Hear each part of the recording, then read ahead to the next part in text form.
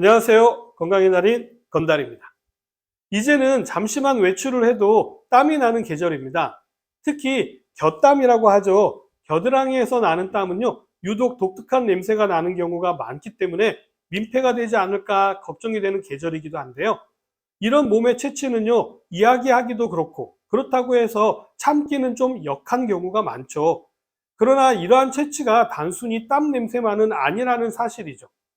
다양한 원인에 의해서 냄새가 발생하게 되지만요. 정작 본인은 본인 몸에서 나는 냄새라 잘 모르는 경우가 많아서 곤란한 상황에 처하게 되는 것이죠. 그래서 오늘은요. 자기만 모르는 몸 냄새에 대해서 알려드리도록 하겠습니다.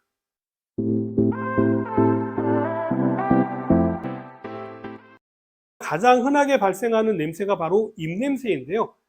입냄새를 줄이기 위해서 이 음료를 마셨는데 오히려 더 심해지는 경우가 있는데요.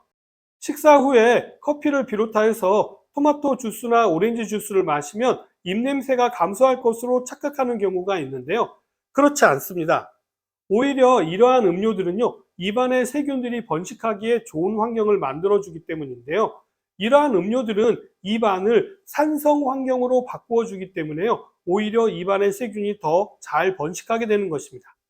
원래 우리 입안의 침이요, 약 알칼리성이기 때문에요. 입안은 약 알칼리로 유지되는 것이 구강위생을 위해서는 도움이 됩니다. 그러나 커피를 비롯해서 일반적인 과일 주스의 경우에는요, 대부분 산성을 띠고 있기 때문에 세균 번식하기가 좋은 환경이 되는 것이죠. 그렇기 때문에 가급적이면 식후에는 이런 음료를 마시는 것은 피하시는 것이 좋겠죠. 질병관리청에서는요, 이러한 음료를 마셨을 때에는요, 맹물로 입안을 다시 헹궈 주시는 것이 좋다라고 권고하고 있고요. 이렇게 입안을 물로 헹구게 되면 치아 변색을 막는 데도 도움이 되기 때문에 식후에는 물 양치를 하시는 것이 좋겠죠. 대부분의 구취의 원인은요, 입안에 남아있는 음식물 찌꺼기가 가장 큰 문제인데요. 이때도 물 양치는 큰 도움이 됩니다. 이뿐만 아니라 구강 점막 세포가요, 수시로 분리되기 때문에요, 이것도 문제가 될 수가 있는데요. 이러한 분리된 세포의 단백질을 입안의 세균들이 분해하여서 휘발성 황화합물을 만들기 때문에 입냄새가 나는 경우가 있기 때문인데요. 이러한 입안의 세균에 관한 부분은요, 우리 입안에 있는 침 분비와 아주 밀접한 관련이 있습니다.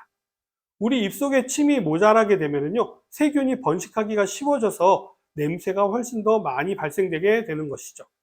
그렇기 때문에요, 수시로 물을 마신다거나 혀로 입안의 점막을 자주 접촉해서 침 분비를 늘리는 것이 중요합니다. 흡연을 하시는 분들은 잘 들으시기 바랍니다. 식후에 담배를 피우시게 되면요, 역한 냄새가 더 심해지게 됩니다. 흡연자분들 가운데서는요, 식후땡이라고 해서 식사 후에 꼭 담배를 피워야 하시는 분들이 많이 계시는데요.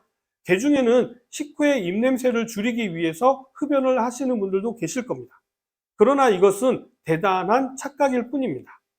오히려 담배 냄새와 음식물 찌꺼기 냄새가 상승작용을 일으켜서요, 더욱더 역한 냄새를 풍기게 됩니다. 특히 점심시간 이후에 엘리베이터와 같이 이렇게 비좁은 공간 안에 있게 되면요, 입을 열지 않는다 하더라도요, 냄새가 나는 것을 아마 많이들 경험해 보셨을 겁니다. 특히 비흡연자 분들께서는요, 흡연자의 입이라든지 얼굴 주변, 손가락 등 몸에서 나는 냄새를 아주 민감하게 느낄 수가 있기 때문에 본인의 이미지에 타격을 줄 수밖에 없습니다. 다음은 식후 양치에 관한 이야기인데요. 이 부분은 예전 영상에서도 이야기 드린 적이 있는데요. 직장 화장실에서는 점심 식사 이후에 이를 닦느라고 줄까지 서는 경우가 흔히들 있죠. 미국 등 외국에서는 흔치 않는 풍경이라고 하는데요. 주위에 거품까지 튀겨가면서 오래 이를 닦는 매너가 없는 직장인들도 더러 있더라고요. 지난 코로나19가 한창일 때는요, 화장실이 감염의 온상이기도 했었는데요. 결국 입에서 냄새가 나는 가장 큰 원인은 입안에 세균이 번식하기 때문인데요. 많은 분들이 식후에 바로 양치를 하시는 경우가 많은데, 이때는 양치를 해도 이 사이에 끼어 있는 음식물 찌꺼기는요, 잘 제거가 되지 않습니다. 왜냐하면요, 식사를 하게 되면 이와 잇몸은요, 스트레스로 인해서 촘촘해지기 때문입니다. 이때는 양치보다는요, 치실을 이용해서 정리를 해 주시고요, 가볍게 물 양치 정도만 하시는 것이 좋고요. 1시간쯤 지나서 잇몸이 좀 진정이 되면요, 그때 양치를 하시는 것이 효과적입니다. 그리고 무엇보다도 입안의 세균수를 조절하는 것이 침이기 때문에요. 입안이 마르지 않도록 자주 물을 마셔주시는 것도 아주 중요합니다. 다음은 땀이 나면 가장 신경이 많이 쓰이는 부분이죠. 네, 겨드랑이입니다. 겨드랑이라든지 아니면 가슴 등에 땀이 배어나는 날이 점점점 많아질 텐데요. 이렇게 땀이 많이 나서 사람들을 민망하게 하는 경우라면요, 미리 화장실 등에서 수건이나 페이퍼 타올로 닦아내시는 것이 냄새를 줄일 수 있는 방법이 될 수 있습니다. 이럴 때 반대로 냄새를 중화하기 위해서 과도한 향수를 사용하게 되는 경우가 있기도 한데요. 이때 향수 사용은 금물입니다. 향수 냄새와 땀 냄새가 오묘하게 얽히게 되면 더 이상한 냄새가 날 수가 있기 때문이죠. 외출 전에 아포크린샘이 많은 겨드랑이와 귀 뒤를 잘 씻어주시는 것이 중요한데요. 나이 든 사람에게서 많이 쾌쾌한 냄새가 나는 이유는요, 노네날이라고 하는 물질이 분비되기 때문인데요. 주로 겨드랑이라든지 가슴과 귀 뒤쪽에서 많이 분비되기 때문에요. 이곳을 씻으실 때 좀 더 신경을 쓰셔야 합니다. 자, 지금까지 알려드린 부분에 청결에 신경을 써도 입이나 몸에서 냄새가 난다면요, 혀의 설태라든지 잇몸병, 입안 보철물, 특히 요즘 많이 언급이 되어지는 편도결석이나 위장병, 역류성 식도염, 간에 이상이 있지는 않은지 확인이 필요합니다.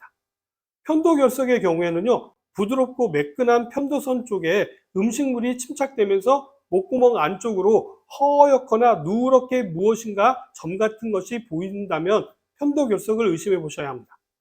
병원에 가시게 되면요, 아주 간단하게 제거가 가능하기 때문에 무리하게 혼자서 제거하려고 하시지 마시고요, 꼭 병원에 가셔서 제거하시기 바랍니다. 이 밖에도 위장병이나 역류성 식도염도 입에서 시큼한 냄새가 날 수가 있고요, 간이 나빠도 입에서 냄새가 날 수가 있으니까 이러한 경우에도 병원에 가셔서 근본적인 치료를 받으시는 것이 중요합니다. 여성의 경우라고 한다면요, 월경이나 임신 등으로 생기는 호르몬의 변화로 인해서 냄새가 발생하기도 합니다. 본인 몸에서 나는 냄새는요, 본인이 알아차리기가 어렵습니다. 특히 우리의 후각은요, 금방 피로해지기 때문에요, 냄새로부터 무감각해지게 됩니다. 그렇기 때문에요, 가족이라든지 아니면 주변에 친하신 분들께서 이야기를 조심스럽게 해주시는 것이 중요합니다. 그래야 다른 분들께 민폐를 끼치지 않고 본인의 이미지 관리에도 도움이 되기 때문입니다. 특히 중년 이후에는요, 호르몬 변화로 인해 가지고 냄새가 많아지는 시기입니다. 일명 노인 냄새라고 하죠. 그렇기 때문에요, 개인 위생에 좀 더 신경을 쓰시고 몸 청결에도 신경을 쓰시는 것이 중요합니다. 오늘은 우리 몸에서 나는 냄새에 대한 이야기를 해드렸는데 어떻게 좀 도움이 되셨나요? 그럼 저는 다음 시간에 좀 더 좋은 내용을 가지고 다시 찾아뵙도록 하겠습니다. 감사합니다.